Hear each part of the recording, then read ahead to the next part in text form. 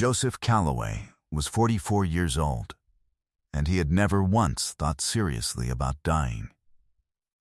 He drove a dark green Tacoma with a cooler in the bed he kept stocked on long sight days, and a first aid kit under the seat that his crew had used more often than he had. He wore a worn canvas jacket with Calloway builds on the left breast and kept a level in his truck, because a contractor who arrives at a job site without a level is not fully prepared, and Joseph did not arrive at job sites unprepared. He was a licensed general contractor and the founder of Calloway Builds, a residential renovation and light commercial construction firm with 16 employees that had been operating for 13 years without a missed payroll or a failed inspection. He had never thought seriously about dying.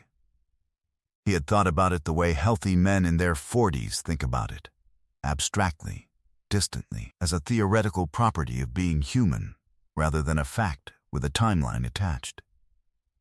On a Thursday afternoon in February, a hematologist named Dr. Adeze Osei sat across from Joseph and his wife Miriam in a consultation room at Mercy General and said that Joseph had been diagnosed with diffuse large B-cell lymphoma, an aggressive form of non-Hodgkin lymphoma, and that the standard treatment protocol was 6 months of chemotherapy, beginning as soon as possible, with a strong probability of complete remission if treatment was tolerated well and initiated promptly.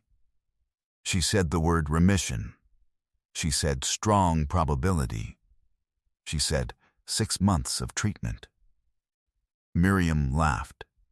Not the laugh of someone who has misunderstood. Not the laugh of someone whose nerves have misfired in a difficult moment. A short, private laugh, the kind that escapes from a place where a different response has been considered and found insufficient. She covered it with her hand. But Joseph had heard it. Dr. Osei had heard it. The sound was in the room and could not be taken back. Joseph looked at his wife. He looked at the hand over her mouth. He looked at the quality of her eyes, which were not distressed. He turned back to Dr. Osei and said, "What do I need to do first?" Before we jump into the story, comment where in the world you are watching from and subscribe, because tomorrow's story is one you need to hear. The consultation room was quiet in the way of rooms where serious things are said. White walls, a window facing the hospital's interior courtyard, a model of a lymph node on the shelf that Joseph had been looking at for the 11 minutes before Dr. Osei came in. He had looked at it the way he looked at structural models on a job site, with the attention of a man trying to understand the system he was dealing with before the conversation about it began. He had not expected the conversation to contain the word lymphoma. He had come in because his primary care physician had referred him after 3 months of fatigue and a swollen node under his jaw that had not resolved. He had assumed an infection. He had been wrong. He had listened to everything Dr. Osei said.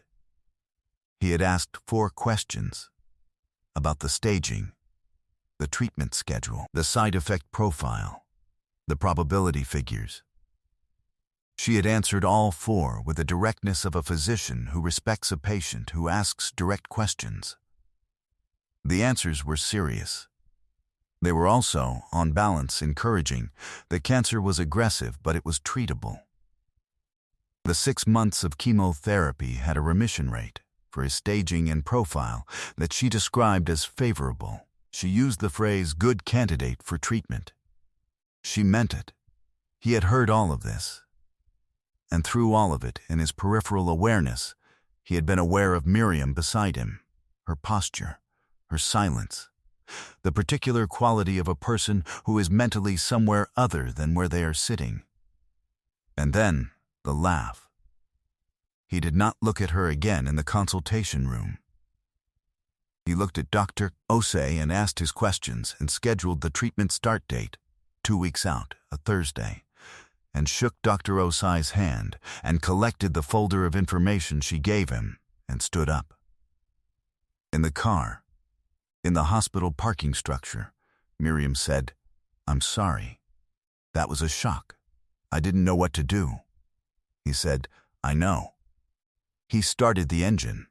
He drove home. He did not tell her what he had heard in the laugh.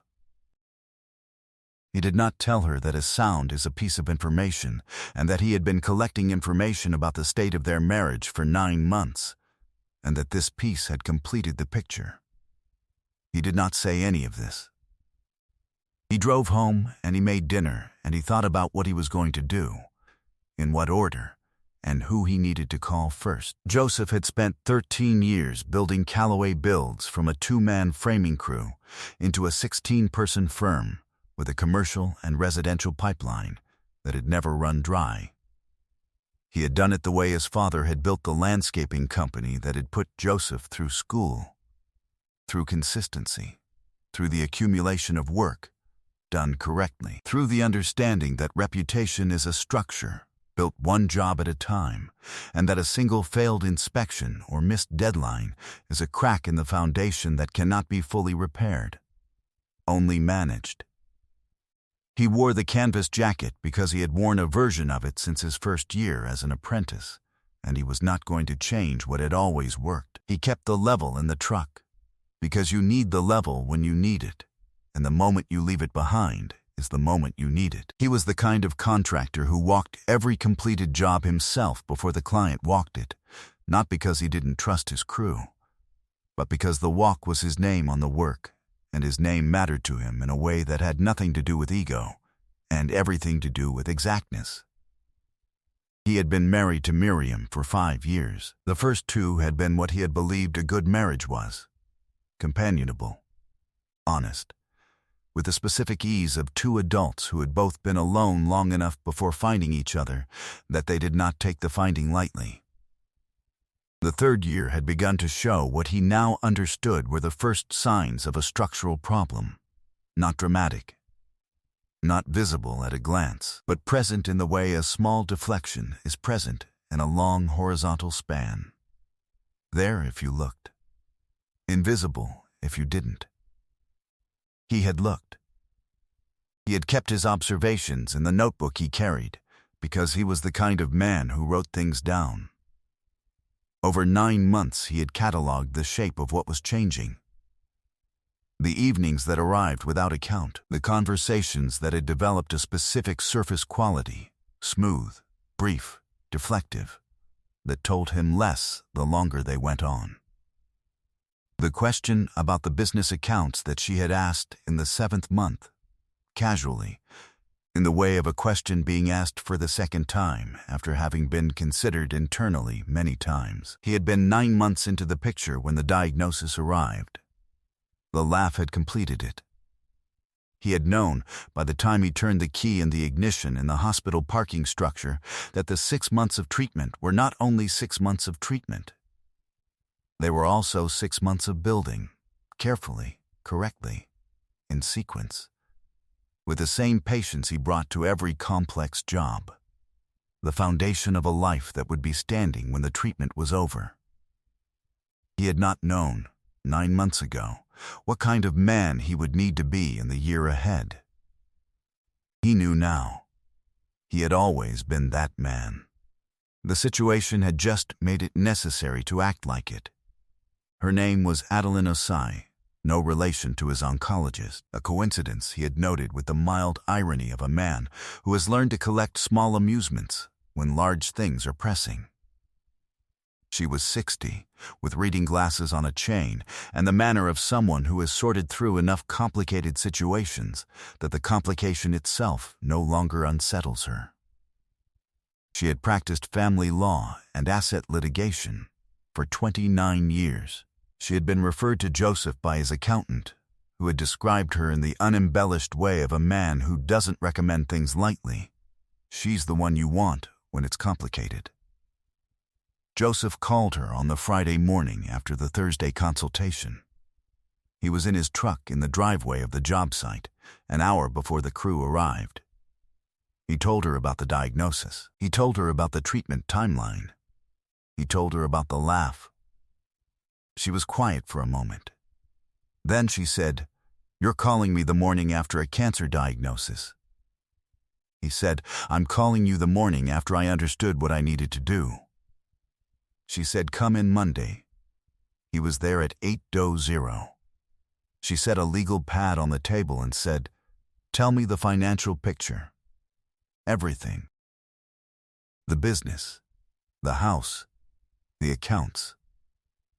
And tell me what you know about her financial situation that is separate from yours." He told her. He was organized and precise, and he had brought the notebook, which contained 9 months of observations that he set on the table between them without being asked. She looked at the notebook, and then at him, and said, "You've been keeping notes." He said, "I keep notes on everything." She said, "Good, walk me through it."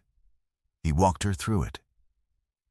The business, Callaway Builds, sole member LLC, 13 years old, structured with a clear separation between business and personal assets, on the advice of his accountant since year 3. The house, purchased 4 years ago, joint title, equity of approximately $320,000, 3 joint household accounts. His personal accounts, contributed to from business distributions over 13 years, predating the marriage by 8 years. A business line of credit, in the LLC's name, currently undrawn. She made notes. She said, "The question about the business accounts. The one she asked in the 7th month," he said. She asked whether the LLC's distributions ran through the joint household account. I said, "No, they run through my personal account." She asked whether she was entitled to a share of the distributions as household income. Adeline set her pen down. She said, "What did you say?" He said, "I said I didn't know and I'd look into it." She said, "Did you?" He said, "I called you instead." She looked at him. Something in her expression settled. She said, "The LLC's distributions are not joint marital income. They are income from a separately owned business asset. Her entitlement is to the lifestyle supported by that income during the marriage, which is addressed through spousal support calculations, not through a direct claim to the business." She said it clearly, the way Dr. Osei had answered his questions about the staging, directly, without softening the facts or amplifying them. "The business is yours. The question is how we protect everything else." He said, "What's at risk?" She said, "The house equity, the joint accounts, any claims she makes based on contributions to your business during the marriage, though those are limited given the LLC structure." She made a note. "I want a forensic accountant to go through the household accounts before we do anything." The question about the business distributions is the kind of question a person asks when they are thinking about what they are going to claim. "I want to know what, if anything, has already moved." He said, "How long?" She said, "A week. While we're waiting, I want you to do something." He said, "What?" She said, "I want you to focus on starting treatment." I know that sounds like something other than legal advice. She looked at him over her glasses. It is legal advice. A client who is managing a serious illness and a dissolution simultaneously needs the dissolution to be as uncomplicated as possible, which means the documentation needs to be complete before you tell her anything. If she knows the filing is coming while you're beginning chemotherapy, she has time to move things. I want the picture complete before that happens. She paused. Can you start treatment without telling her what else is in motion? He said, I've been doing that for 9 months. He didn't move fast. He moved the way he moved through a complex renovation, with the plan correct before the demolition began, each phase staged so that what came next was not contingent on a guess about what came before. He started chemotherapy on a Thursday morning 3 weeks after the consultation. He drove himself. He sat in the infusion chair for 4 hours with a notebook open on his lap and a thermos of tea his crew chief Marcus had pressed into his hands that morning at the job site with the wordless, slightly gruff tenderness of a man who has been with someone for 11 years and does not require words for serious situations. He had told the crew about the diagnosis the week before in the site trailer, directly and without ceremony, because they would have found out and he preferred them to find out from him. They had asked questions. He had answered them. Marcus had said the sites would run. They had run. He managed the business by phone and by weekly site visits through the first 2 months of treatment. The visits were shorter than they had been. An hour on a good day, 40 minutes on a difficult one. But he made them because the walking of the completed work was his name, and his name mattered. His crew covered the rest. Callaway Builds had been running for 13 years on systems he had built, and people he had trained, and the systems held. Adeline's forensic accountant, a woman named Patricia, compact and thorough, had found what Adeline had suspected in 8 days. The joint household savings account had been drawn down over 6 months in a pattern that was designed to be unremarkable. Transfers between $900 and $2,800. Irregular timing. Always on days when Joseph's business distributions had recently been deposited. Total transferred out, $19,400. The destination, an external account in Miriam's name alone. The account had been opened 7 months ago, 2 months after the question about the business distributions. She had been moving money while she was asking him whether she was entitled to it. Patricia had found one more thing. Miriam had, 4 months ago, consulted with a family law attorney. The consultation had not produced a filing. There was no petition on record. But the consultation itself appeared in a billing record that Miriam had run through the joint credit card, apparently without registering that joint credit card statements were among the financial documents Joseph reviewed. She had been consulting an attorney 4 months ago, billing it to their joint card, and had not filed, which meant she had been waiting for something.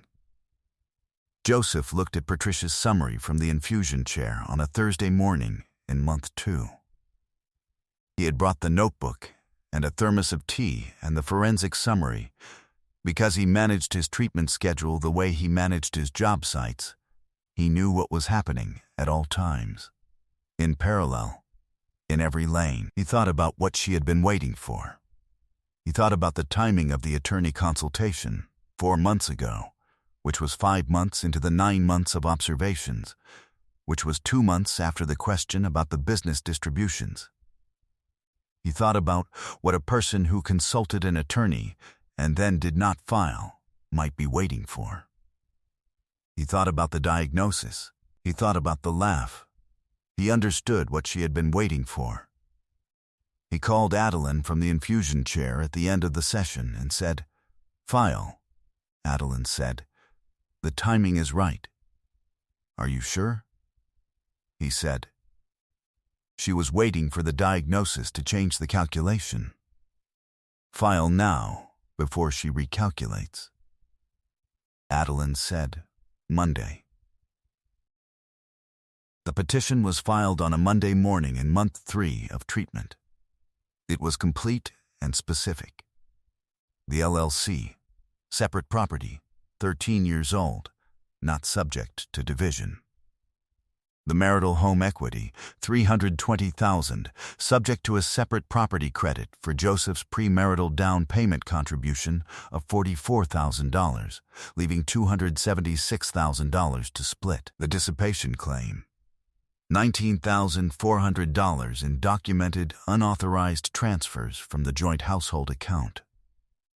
A motion noting the consultation without filing as relevant context for the financial conduct during the marriage. Miriam was served on a Wednesday. Joseph was at a site visit that morning, shorter than usual, 45 minutes. But he was there. He was there because it was his work, and the work did not pause.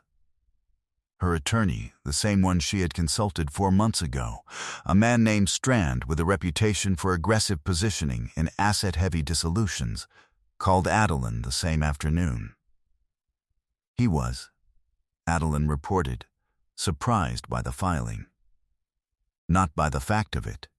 He had known a consultation had occurred, but by the completeness of the documentation. He had not expected the $19,400 to be traced. He had not expected the billing record for his own consultation to appear in the evidentiary package. Strand proposed a settlement in the 4th week. It was not generous.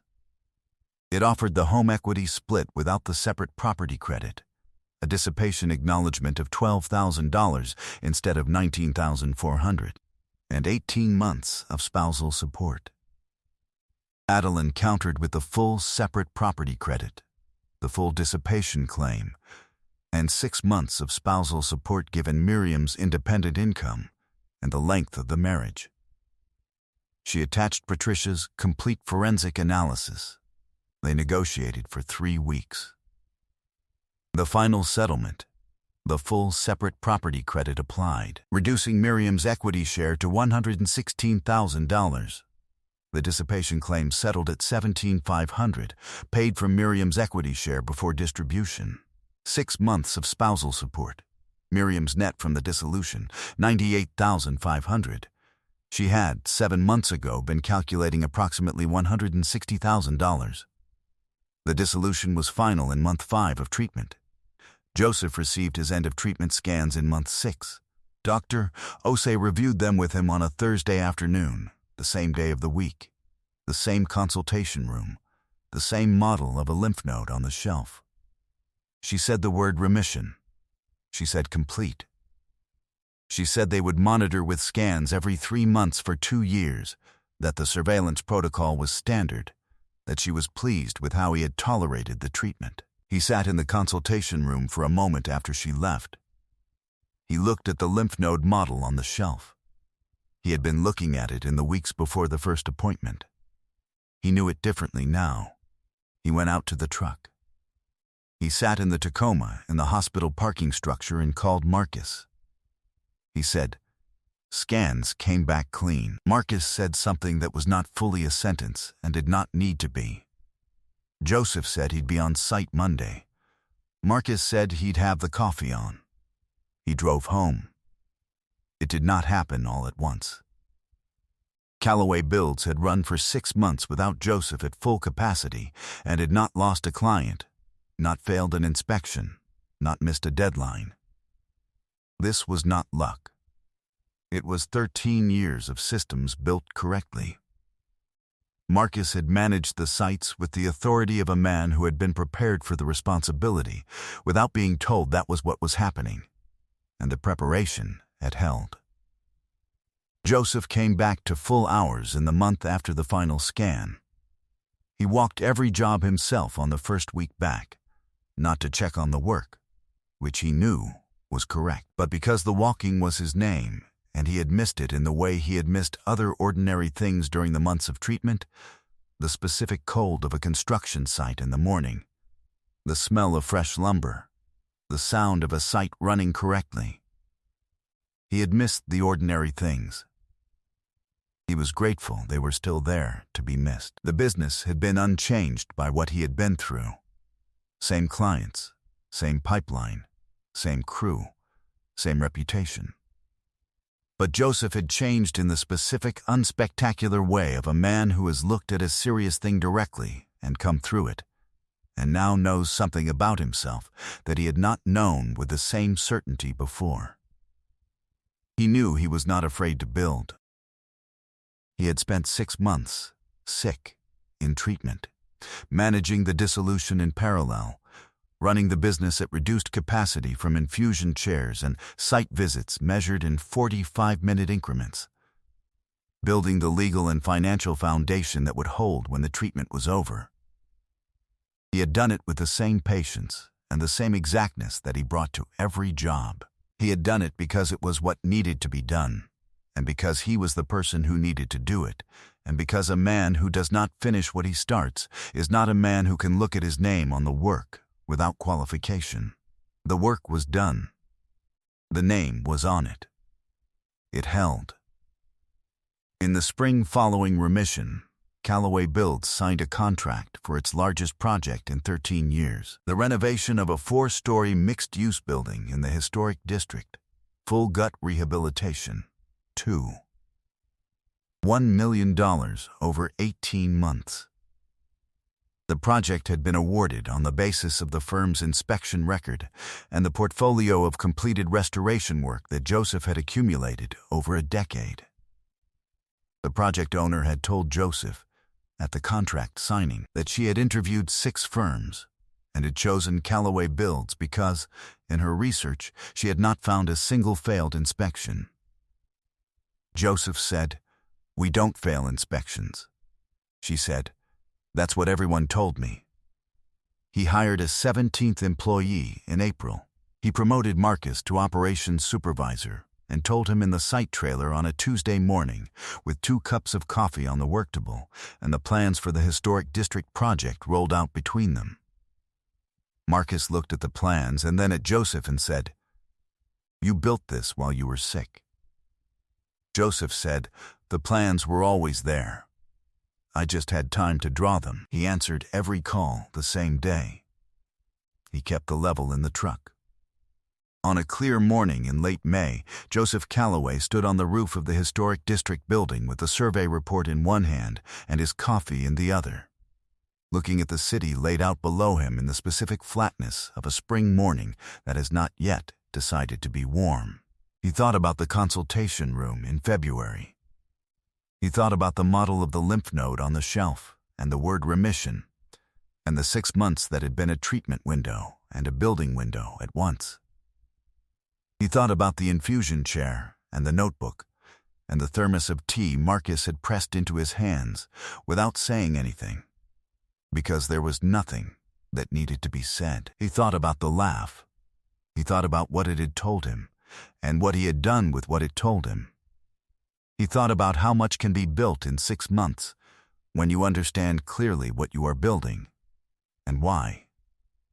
He thought about standing in a parking structure in February with a cancer diagnosis and a dissolved marriage both present at once, and what it had taken to keep the sequence correct. Treatment first, documentation running parallel, the walk on the completed work at the end. He thought about complete remission. He thought about what those 2 words felt like when a physician who does not soften facts says them across a clean desk. He turned back to the survey report. The roof framing had been underspecified in the original construction, a common issue in buildings of this era, addressed in the renovation plans, already accounted for in the budget. It was a solvable problem. All problems on a job site were solvable problems. That was why you walked the building before the conversation about it began. He put the survey report under his arm. He picked up his coffee. He went inside and turned out the light. I hope you enjoyed that one. Be sure to like the video and subscribe so you don't miss the next story. I've picked out 2 more for you that I think you'll really like.